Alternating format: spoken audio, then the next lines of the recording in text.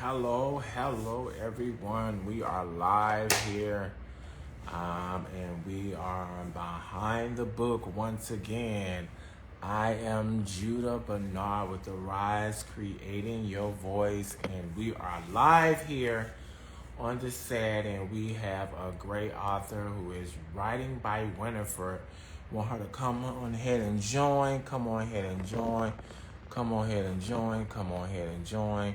Hey, how you doing? How's everyone? Good. Happy Friday. Happy Friday. I am Judah Bernard with the Rise Creating Your Voice podcast. I'm the wisdom dialoguer and the motivational warrior, and just trying to get our special guest tapping in. Has a great book that's out. Just waiting for her to come in. Hi, everyone. Come on in. Come on in. Come on in. Come on in. We have a great little short show today, but we're going to give it our best and push forward. And we're waiting for writing by Winfred. Let me ask her to come on in right quick. She said she was coming in, writing by. There she is. I'm just going to tap her in right quick. It's a great day to be here. It's 8 o'clock p.m. in the DMV area. And just want you guys to know that we're still here. Thank you for all of the love, the support of my followers, my supporters. You're the risers, so I'm looking forward to seeing each and every one of you someday. It's going to be a big event, probably in 23 or 24. So be looking out for the risers, and we're just going to be doing some great things. I tagged her in. I don't know where she is at this particular time, so I'm trying to see exactly where she is. Come on in, Winifred. Where are you? Where are you? Where are you? Where are you? How's everybody's today? How's everybody today? Oh, she's unable to join. No. Try it again. Let's try this again. It says she's unable to join. How's everybody? How's everybody? Right. Let's do that again. We're going to tag her again and see if it works. Like I said, I am Judah Bernard, a.k.a. JB, with the Rise Creating Your Voice podcast. We are here to discuss an author and a writer just published a book, and I think it's very important for us to hear about this book. Waiting for her to join. Maybe we should have joined on her Instagram.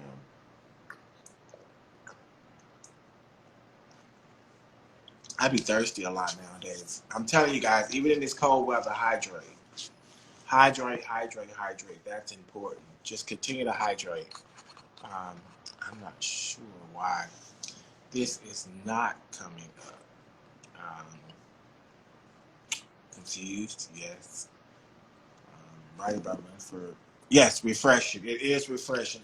You probably heard. Oh, it's still saying she's unable to join. Oh, what should I do? Oh, there she is. She joined here. So, okay, here we are. Let's do this. I know I can do this. There we go. Maybe this will work. Let's see. Hey, there we go. Hello. How are you? I was like, okay, I'm getting worried a little bit. It was weird because the live flashed and then it vanished and then I couldn't see it anymore. So I had to go hunt for you. I don't know. IG's been kind of doing its own thing. How are you, Winifred? I'm doing well. TGIF. How about yourself? Yes, it's been a great day today. I'm so glad that today came, and now it's water time. I love that. Water time. So we want to go ahead and get started. I invited Writing by Winifred. That's her Instagram name on here. She and I had a definitely great dialogue about this time last year, I want to say. And it was about a toxic workplace. And only to see that, you know what, I shouldn't even say it. Let me introduce to you guys who she is. That's Writing by Winifred. She's an HR professional. Also, she has Winifred podcast too as well, and it's on Anchor. I've been doing my research, so she's been flourishing as we took this year hiatus from talking to each other. Come on in. So I'm excited for her to introduce her survival guide for the workforce. And Hey. on to you, Winifred. Just tell us a little bit about this whole thing, and then we'll go into questions because I want everybody to hear it from you versus hearing it from me. Go ahead. Sure. Okay, my name is Winifred, and as you said, I'm an HR professional. Originally, that is not the industry I was in. I was in healthcare, and I was kind of realizing that the work environment was toxic. No matter where I went, it seemed like there was always somebody going through something. And it wasn't until it hit me directly, until I was having my own crazy work experiences, that I said, you know what? I need to figure out what's going on here. Like, what's going on with HR? What are they supposed to be doing? And I did my own research, went back to school, got my master's degree in HR. And I felt like, okay, now I can be the change that I want to see. So I wrote a book called The Toxic Job Playbook. And it basically talks about specific instances that I had personally, as well as things I learned along the way, things that I learned from leadership, things I learned while in school. And it's really to motivate people to get out of a toxic space. For some people, they may just want to fight back against the system. For some people, they just want to go ahead and quit. And it's different for everybody. Like, I know some people who will say, oh, nobody's going to run me out of a job. You know, nobody's going to bully me out of a job. And if that's how you feel, that's cool. Fight the system. But when it hinders your mental health, nothing is worth that, in my opinion. So I actually have the book here with me. It's available. It's available on Amazon. There's the paperback as well as the ebook. And I'm really excited about it. It's been very well received. A lot of us have been through it and maybe going through it right now. So that's a little bit about me and about this book. And I think that is just an awesome idea, being that we have the turnover, the executive order that got signed by Biden about including diversity, inclusion, equity, inclusiveness, and all that stuff, the DEIA executive order. And being able to just have some type of playbook of knowing, are you in a toxic work environment? Because some people are, what's the word I want to use? Complacent, and they'll just go with the flow. I think I'm like you. A toxic work environment is just that. When you're feeling underused, underrepresented, and also just sitting there and they know you can do well, but they don't push you to the next thing. So I love a survival guide for the workforce, because we that because trust me, a couple of times I was drowning in the workforce. I'm looking like, look, how am I better than my boss? That part. That part. So I want to make sure that we understand, not saying that every time you're better than your boss or you can achieve more things than your boss, not saying that toxic work environment. But then again, when your boss start belittling you, start doing different things, and just start for the good word what people use all the time is bullying. So we want to start with that. So I know we have a lot of people on, and I know you guys have questions, but I have some questions for you. What part of the book did you have the hardest writing? Man, oh man, oh man. The hardest part was probably going back to some of my personal stories. I've had so many, but I include just a couple towards the end of the book. And some of them I can look back and laugh at, but some of them really were triggering to me and brought me back to that place of negativity. So that was definitely the toughest part for me, to kind of sit and reflect and write the story. Well, not story, I mean, it really happened, but to write it in a way where, you know, I didn't name drop, I didn't name organizations, of course, I didn't name people, but the people who were there, I wrote it enough to where the people that were there will know, you know, If you know, you know. And I think for me, it's not calling people out, but the thing is, some of these toxic people know they're toxic, and they really don't care because they have either leadership behind them or they have a group or a clique of friends to develop to kind of level it out. So it's very difficult sometimes. But we're going to. So I know I asked about what part was the hardest to write. What was the most difficult part of your writing? The most difficult part, I guess for me, it was the layout of the book, I would say.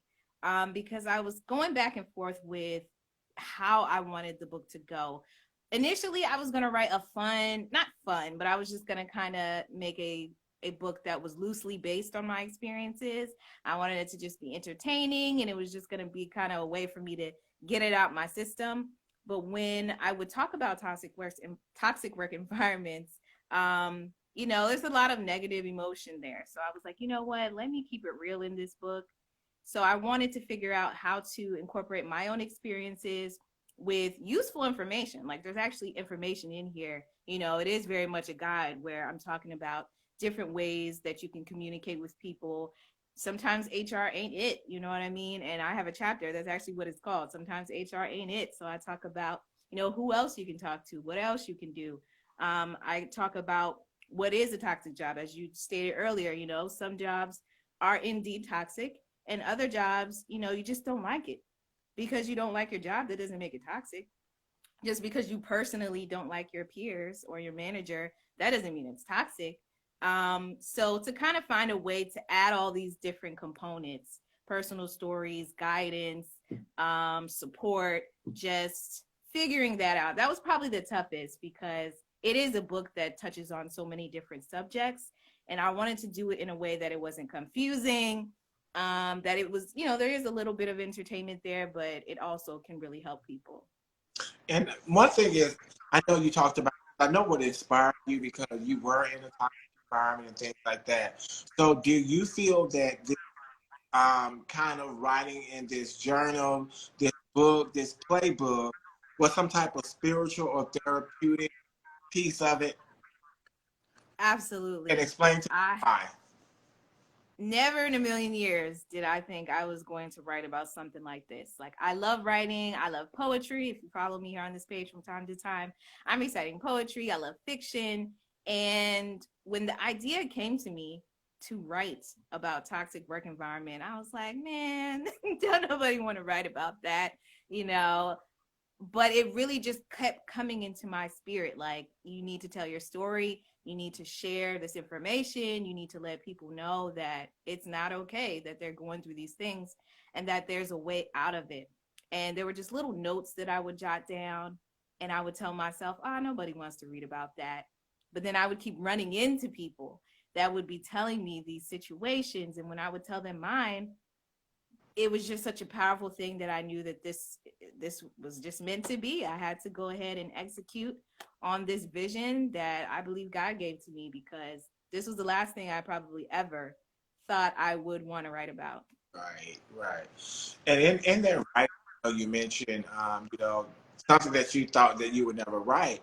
But in that, how do you feel after writing it? What's that feeling like after you've written it and now it's out everywhere on ebook, Amazon, and different places like that? And what's that feel like? It feels really good. It feels really good.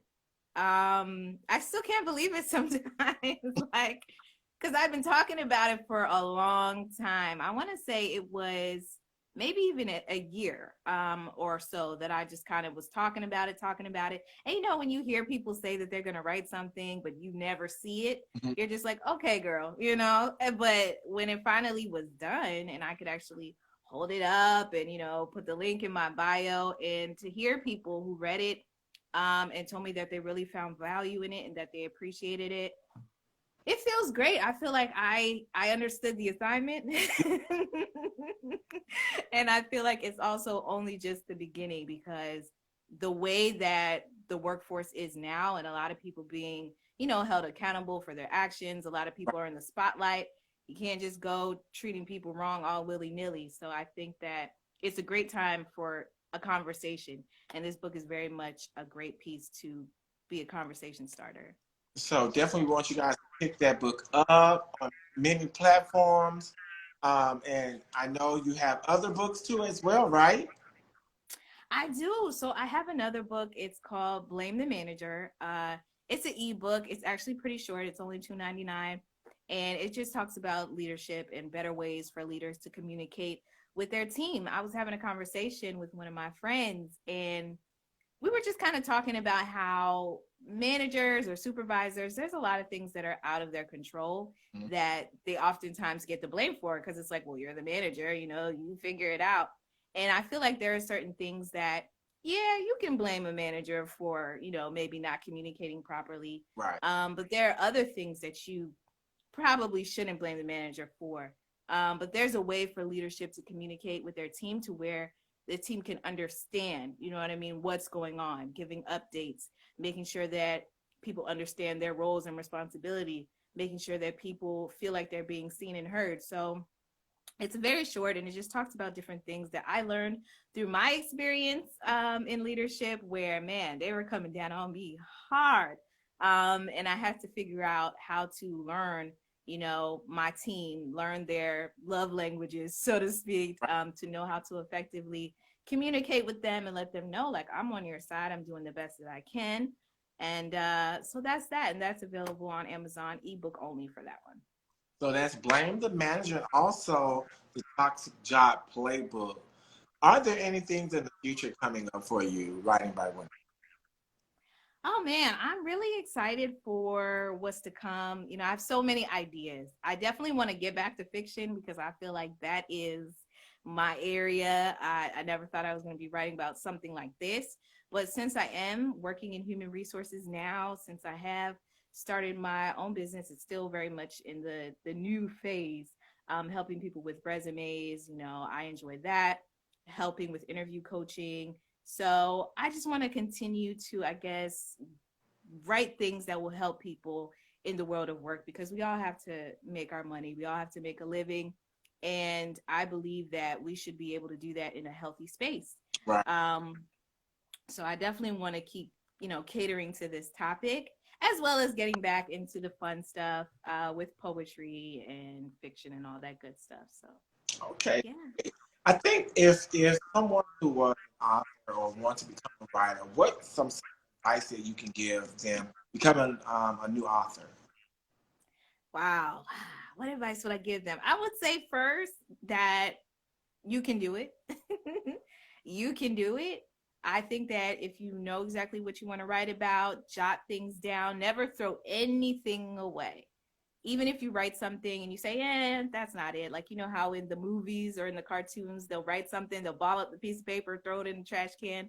I say save everything, because you never know. You know what I mean? Like save things. And I would say definitely do your research. There are so many different ways to go about it now than traditionally. You wouldn't be able to self-publish so easily. I went the Amazon route. I did it back in 2016, and I did it again in 2021, and it's gotten so much easier. There's so much information, so much assistance. So for anybody that wants to write a book, I say go for it. It's very possible.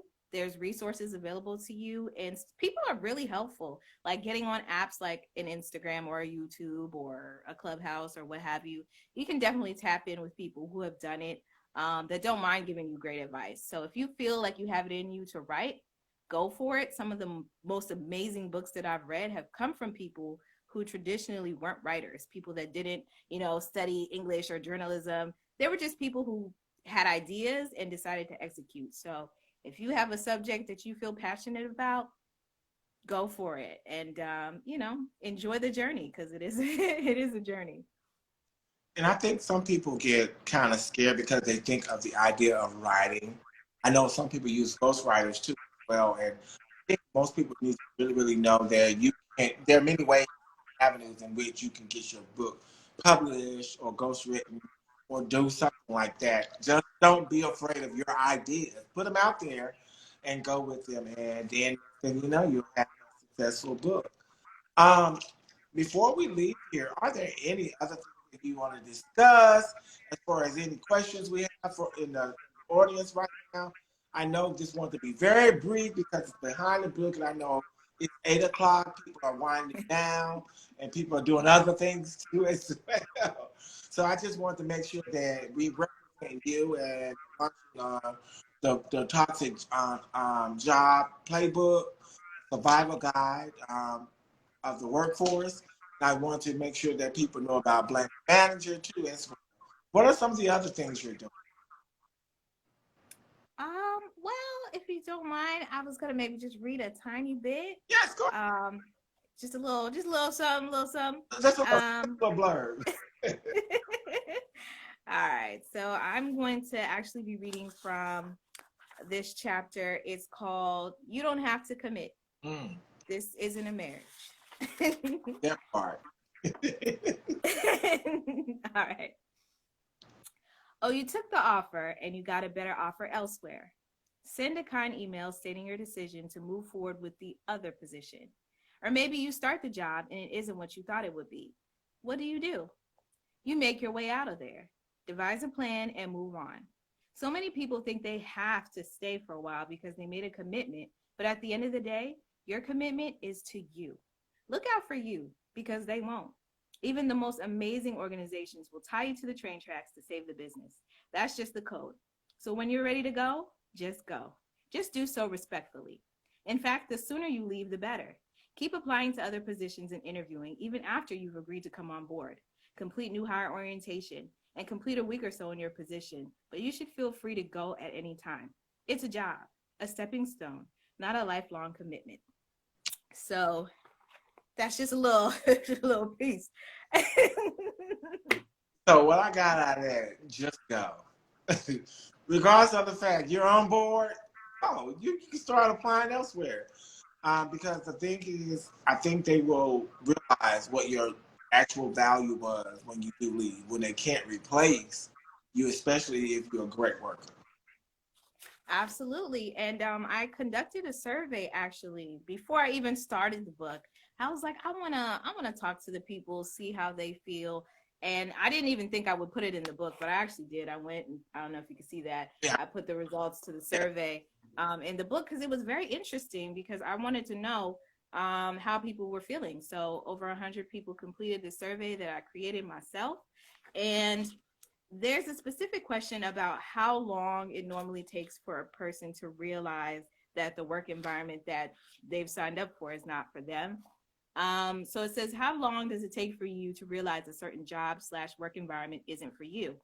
And the most results said that they figure it out from 1 to 3 months. Mm-hmm.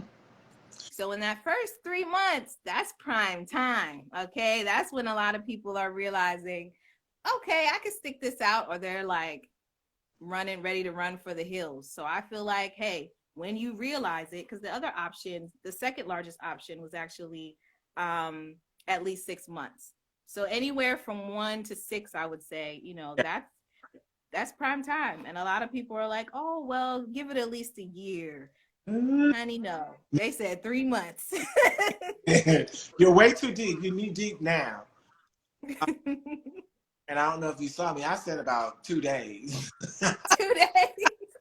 2 days, you pretty much know what's going on. So it's like that sometimes. But I'm just glad that you did stop by on the set of the Rise Creating Your Voice podcast. Make sure you tune in to her podcast too. That's w.i.f.r.e.d.